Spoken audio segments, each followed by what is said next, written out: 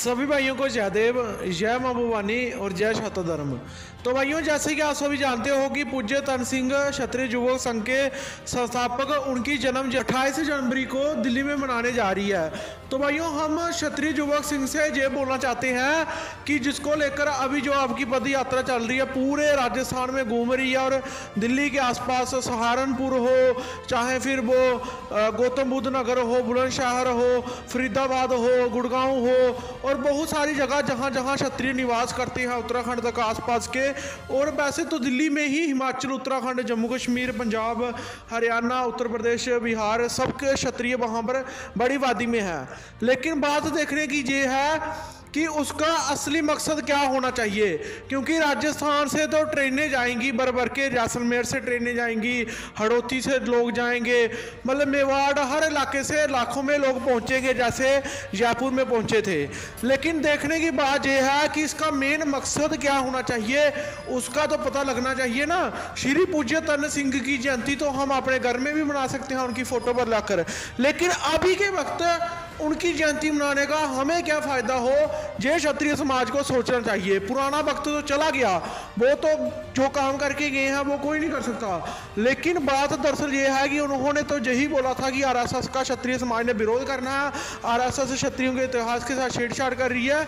उसी विरोध को लेकर आपकी जो ये जयंती है वो मनानी चाहिए। उसमें मेन मुद्दा ये रखना चाहिए, सबसे पहला मुद्दा जो सुखदेव सिंह गोगामेडी के हत्यारे हैं उनके पीछे जो भी गैंग है उनका पूरा का सब का इनकाउंटर।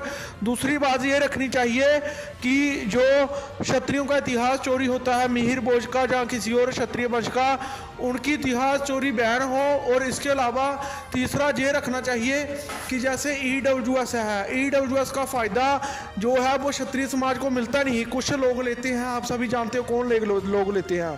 हमारा तो ईडब्ल्यूएस बनता नहीं, हमारे मोहल्ले में खुद के किसी का भी ईडब्ल्यूएस नहीं बना। जो लोग गांव में रहते हैं क्षत्रिय, उनकी ज़मीन कुछ की तो ज़्यादा होती ही है, लेकिन वो गांव की ज़मीन की वैल्यू इतनी, शहर के जो दूसरे कास्ट के जनरल लोग आते हैं उनके बराबर की कीमत की थोड़ी होती है। उस शहर के जो जनरल बाकी दूसरी कौम के लोग हैं उनका बन जाता है, लेकिन गाँव की जिसकी थोड़ी सी ज़मीन ज़्यादा होगी उनसे उनका नहीं बनता, लेकिन कीमत तो चाहे उनकी कम हो। तो ये बहुत बड़ा अपमान है।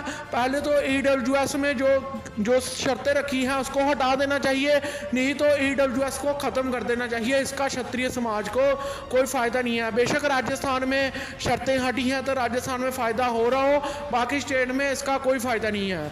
ये मांग उठनी चाहिए कि हर स्टेट में और सेंटर में ईडब्ल्यूएस की जो दूसरी मांगें हैं वो ख़त्म हो, क्योंकि उससे क्या होता है कि जो ईडब्ल्यूएस 10% है वो क्षत्रिय समाज को मिलता ही नहीं, वो दूसरी जनरल कौमें हैं वो ले लेती है इसका पूरा फ़ायदा।